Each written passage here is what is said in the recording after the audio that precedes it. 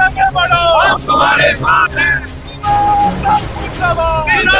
बिल्कुल मैं कहना चाहता हूँ, देखिए वही श्राइन का पैसा जम्मू कश्मीर सरकार लोन पे लेती है, उसी पैसे से लगभग मेरे ख्याल से पता नहीं कितने करोड़ पैसा एयरपिन पे कश्मीर के नाम पे जाता है, वहां पे लोगों को बांटा जाता है। लेकिन जब बात सनातन की आती है, जब बात हिंदुओं की आती है, जब बात हमारे जम्मू के बच्चों की आती है, तो वो मूक दर्शक बन के देखते रहते हैं। मैं एलजी साहब को कहना चाहता हूँ कि अगर श्री माता वैष्णो देवी श्राइन बोर्ड, जिसके हमारे लेफ्टिनेंट गवर्नर जी चेयरमैन भी हैं, अगर वहां पे हमारे लोगों को एडमिशन नहीं मिलनी है, अगर वहां पे हमारे लोगों के लिए जगह नहीं है, तो फिर हमें ऐसे कॉलेज माता वैष्णो देवी के नाम से नहीं चाहिए। या हमारे बच्चों को पढ़ने के लिए 8-8 लाख रुपए डोनेशन देनी पड़ेगी, तो फिर वो किस तरह से जो सनातन की सेवा कि आप संघर्ष समिति की बात सुनिए, हम उनको सपोर्ट में आज यहाँ बैठे हुए हैं, हम उनका हिस्सा है। अगर आपने बातें नहीं मानी तो एक दिन पूरे जम्मू को बंद करके हम आपका घर से निकलना बंद कर। आप सीखिए कश्मीर के लीडरों से कि कैसे जम्मू की अपने लोगों की बात की जाती है। मैं इनको कहना चाहता हूँ, सनातन का पैसा सनातन में लगना चाहिए, जम्मू के लोगों का ख्याल रखिए। जब लिस्टें निकल रही हैं, जम्मू के लोग नदारत हैं। संतोष ट्रॉफी की लिस्ट निकलती है, जम्मू का कोई बच्चा नहीं है। क्रिकेट की टीम की लिस्ट निकलती है, जम्मू के 3 बच्चे। तो ये भेदभाव अगर खत्म नहीं हुआ तो एक दिन ऐसा आएगा कि हम लोगों को जम्मू अलग करने के बारे में सोचना पड़ेगा।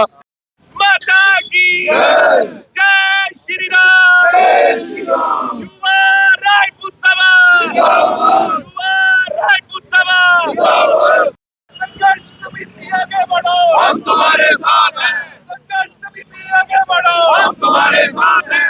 युवा राजपूत सभा जिंदाबाद, युवा राजपूत सभा जिंदाबाद। श्री माता वैष्णो देवी यूनिवर्सिटी का एक विवाद जो है, हालांकि देखा जाए तो सरकार चाहे लेफ्टिनेंट गवर्नर की हो या उमर अब्दुल्ला की, ये कोई बहुत खतरनाक मामला नहीं था। इस मामले को आराम से हल किया जा सकता था, लेकिन इतना लंबा क्यों चला ये तो सरकार जाने। इस समय युवा राजपूत सभा जो है यहाँ पर बैठे हुए हैं, बड़े ही पीसफुल। सबसे पहले समझने की बात यह है कि प्रोटेस्ट और हंगर स्ट्राइक में डिफरेंस होता है। हंगर स्ट्राइक का मतलब ये है कि अपनी बात को मनवाने के लिए ये लोग खाना पीना बंद कर देंगे, और प्रोटेस्ट का मतलब ये है कि जब आप डिमॉन्स्ट्रेट करते हैं, आप रैलीज निकालते हैं और आप बिल्कुल बाहर जाते हैं और सरकार को जागरूक करते हैं। फिलहाल ये बड़े पीसफुली बैठे हैं, और सही बात है, श्राइन का पैसा है, श्राइन के बच्चों पर ही लगना चाहिए। जबरदस्ती विवाद बनाना ये सही चीज नहीं है। हालांकि देखा जाए तो कोई ज्यादा मसला नहीं था, बड़े आराम से इस मसले को हल किया जा सकता था, लेकिन हल नहीं हो रहा, ना ही एलजी की तरफ से, ना उमर अब्दुल्ला की सरकार की तरफ से। तो क्या लगता है आपको कि इस श्री माता वैष्णो देवी यूनिवर्सिटी में भी पॉलिटिक्स है? बिल्कुल मैं कहना चाहता हूँ, देखिए वही श्राइन का पैसा जम्मू कश्मीर सरकार लोन पे लेती है, उसी पैसे से लगभग मेरे ख्याल से पता नहीं कितने करोड़ पैसा एयरपिन पे कश्मीर के नाम पे जाता है, वहां पे लोगों को बांटा जाता है। लेकिन जब बात सनातन की आती है, जब बात हिंदुओं की आती है, जब बात हमारे जम्मू के बच्चों की आती है, तो वो मूक दर्शक बन के देखते रहते हैं। मैं एलजी साहब को कहना चाहता हूँ कि अगर श्री माता वैष्णो देवी श्राइन बोर्ड, जिसके हमारे लेफ्टिनेंट गवर्नर जी चेयरमैन भी हैं, अगर वहां पे हमारे लोगों को एडमिशन नहीं मिलनी है, अगर वहां पे हमारे लोगों के लिए जगह नहीं है, तो फिर हमें ऐसे कॉलेज माता वैष्णो देवी के नाम से नहीं चाहिए। या हमारे बच्चों को पढ़ने के लिए 8-8 लाख रुपए डोनेशन देनी पड़ेगी, तो फिर वो किस तरह से जो सनातन की सेवा ये श्राइन बोर्ड कर रहा है, एक सवालिया निशान उससे भी बढ़ रहा है। मैं यही कहना चाहता हूँ कि श्री माता वैष्णो देवी जो कटरा में यूनिवर्सिटी है, वहां पे हमारे बच्चों को एडमिशन दे, और जो विशेष समुदाय के बच्चे हैं, हमें उनसे कोई आपत्ति नहीं है, वो नीट क्लियर करके आए हैं, लेकिन उनके लिए कश्मीर में कॉलेज है, जम्मू में कॉलेज है, बत्रा कॉलेज है। लेकिन अगर श्री माता वैष्णो देवी कॉलेज हमारी भावनाओं के साथ जुड़ा हुआ है, ये आस्था का सवाल है, तो कहीं ना कहीं वहाँ हमारे बच्चों को प्राथमिकता मिलनी चाहिए। बार बार रोड बंद करके, बार बार टायर जला के हम लोगों को परेशान करना नहीं चाहते, लेकिन अगर भूख हड़ताल पे बैठ के भी ये काम नहीं होंगे तो एक ना एक दिन पूरे जम्मू का चक्का जाम करना पड़ेगा। हम उससे भी पीछे नहीं होंगे। पहली और आखिरी चेतावनी हम गवर्नर साहब को दे रहे हैं कि आप संघर्ष समिति की बात सुनिए, हम उनको सपोर्ट में आज यहाँ बैठे हुए हैं, हम उनका हिस्सा है। अगर आपने बातें नहीं मानी तो एक दिन पूरे जम्मू को बंद करके हम आपका घर से निकलना बंद कर देंगे। ऐसा क्यों है कि युवा राजपूत सभा जब कई स्कैम हुआ तो आपने सपोर्ट किया कि ये चीजें नहीं होनी चाहिए, स्टूडेंट का प्रोटेस्ट हुआ तो भी हमने आपको देखा लीड करते हुए कि स्टूडेंट्स का फ्यूचर खराब नहीं होना चाहिए।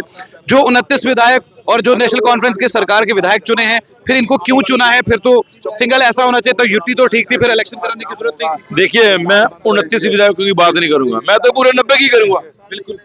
जब कश्मीर की बात आती है तो विधायक वहां पे मेंबर पास हो जाते हैं, सब बिल पास हो जाते हैं, लेकिन जब जम्मू की बात आती है तो उसकी बात असेंबली में तक सीमित रह जाती है कि असेंबली में बात करेंगे।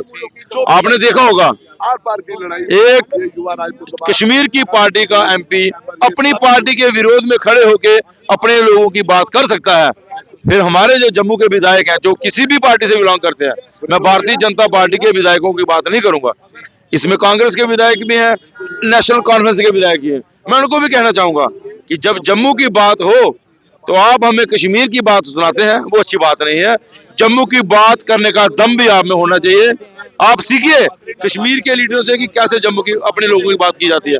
मैं उनको कहना चाहता हूँ, सनातन का पैसा सनातन में लगना चाहिए, जम्मू के लोगों का ख्याल रखिए। जब लिस्टें निकल रही हैं, जम्मू के लोग नदारद हैं। संतोष ट्रॉफी की लिस्ट निकलती है, जम्मू का कोई बच्चा नहीं। क्रिकेट की टीम की लिस्ट निकलती है, जम्मू के 3 बच्चे। तो ये भेदभाव अगर खत्म नहीं हुआ तो एक दिन ऐसा आएगा कि हम लोगों को जम्मू अलग करने के बारे में सोचना पड़ेगा। जिस जम्मू और कश्मीर की नींव महाराजा हरि सिंह जी ने जम्मू के और कश्मीर को हिंदुस्तान के साथ विलय करके हमें हिंदुस्तानी बनाया था, आज वहां पे सिर्फ कश्मीर कश्मीर कश्मीर का राग गाया पाया जा रहा है। तो कहीं ना कहीं जम्मू के लोग ठगा हुआ महसूस कर रहे हैं। हम जम्मू के लोगों के साथ हमेशा खड़े रहे हैं, आगे भी खड़ा रहेंगे और हमेशा जम्मू के हित की बात में, चाहे पुल बंद करना पड़े, चाहे भूख हड़ताल में बैठना पड़ेगा, वहीं बैठे, पीछे नहीं हटेंगे। बहुत बहुत शुक्रिया। तो साफ तौर पर आपने ये सुन लिया कि एसएमवीडी का जो विवाद है वो साफ तौर पर यह है कि अभी हम हंगर स्ट्राइक पर है, लेकिन अगर सरकार को समझ में नहीं आया तो आने वाले वक्त में आप चक्का जाम भी देख सकते हैं जम्मू के अंदर, और उसके बाद जो बात है वो सरकार को करनी पड़ेगी। देखते रहिए चैनल वन, आकिब आफ्ताब के साथ जम्मू से।